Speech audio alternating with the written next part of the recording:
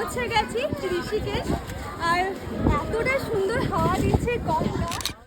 Hello everyone, তো বুঝতেই পারছো এটা আমাদের ঋষিকেশ যাওয়ার ব্লগ। আমরা সকলে মিলে গেছিলাম। ওদিকে ছিল দাদা, দিদিভাই, তারপর তার দুই মেয়ে, দিদিভাইয়ের মা, আর আমরা সকলে মিলে। তো অনেকটা লং জার্নি ছিল, গিয়ে খুব টায়ার্ড হয়ে গেছিলাম। তারপর দেখো ঘুরতে গেছি, সেখানে ব্লগ সঙ্গে সঙ্গে পোস্ট করা হয় না, আর খুব ব্যস্ততার মধ্যে কেটেছে, তাই পোস্ট করা হয়নি। এই যে এটা হলো দাদার ছোট মেয়ে, আর একজন বড় মেয়ে আছে, সেও খুব মিষ্টি। তো ভাবলাম তোমাদের সঙ্গে শেয়ার করি। এই যে দাদা ভাইয়ের বড় মেয়ে।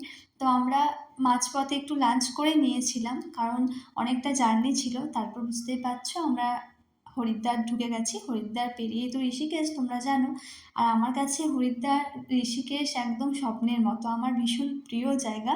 এমনকি তোমরা শুনলে অবাক হবে, আমি হয়তো আমাদের হানিমুনে এটাই প্রেফার করেছিলাম যে আমি বাইরে কোথাও যাব না, আমাকে ঋষিকেশ নিয়ে চলো। তো সেটা হয়নি, কারণ আমাদের সঙ্গে আরও একজন দাদা, তার ওয়াইফ ছিল। তো আমাকে বলা হয়েছিল পরে আমরা নিশ্চয়ই ঋষিকেশ যাব। তো দেখো ঋষিকেশ যাওয়া হয়ে গেল। আর এখান থেকে ঋষিকেশ খুব একটা দূর নয়, তবে খুব একটা কাছেও নয়। তো এই যে মহাদেব, এটা হলো হরিদ্বার। হরিদ্বারও ভীষণ সুন্দর জায়গা, তোমরা জানো, আমাকে বলতে হবে না। আর তখন ভীষণ বৃষ্টি হচ্ছিল, আর এখন তো ঘুরতে যাওয়ার সময়ই নয়। আমরা গেছিলাম, তো আমরা পৌঁছে গেছিলাম রামঝোলা, মানে ঋষিকেশ। এখানে অনেক সুন্দর সুন্দর মার্কেট রয়েছে, মানে দেখার মতো। আমার ফোনে কি বলবো, চার্জ শেষ হয়ে গেছিলো, প্রায় সকলের ফোনে চার্জ শেষ হয়ে গেছিলো। পৌঁছে গেছি ঋষিকেশ, আর এতটা সুন্দর হাওয়া দিচ্ছে গঙ্গা।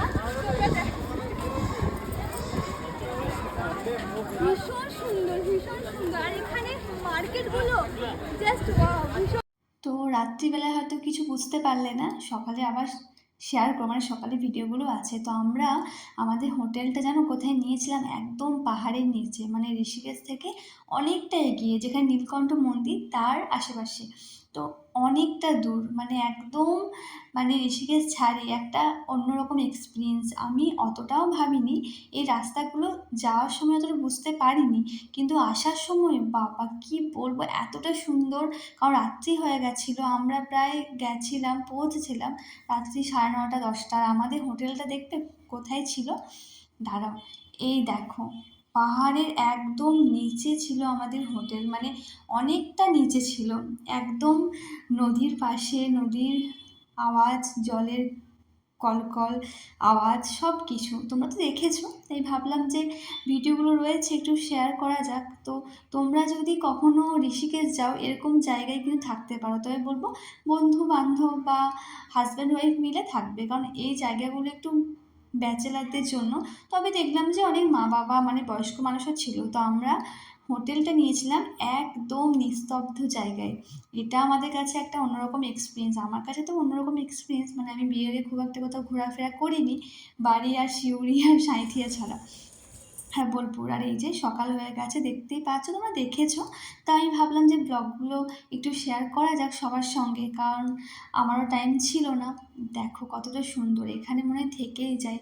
তবে এখানে এক্সপিরিয়েন্সটা অন্যরকম। রাত্রে আমাদের এমন এমন এক্সপিরিয়েন্স হয়েছে, নিস্তব্ধ জায়গা, তারপর নদীর জলের আওয়াজ, নানা রকম পাখির আওয়াজ, রাত্রেবেলায় একটু সেই ভুতুরে ভুতুরে ফিলিংস।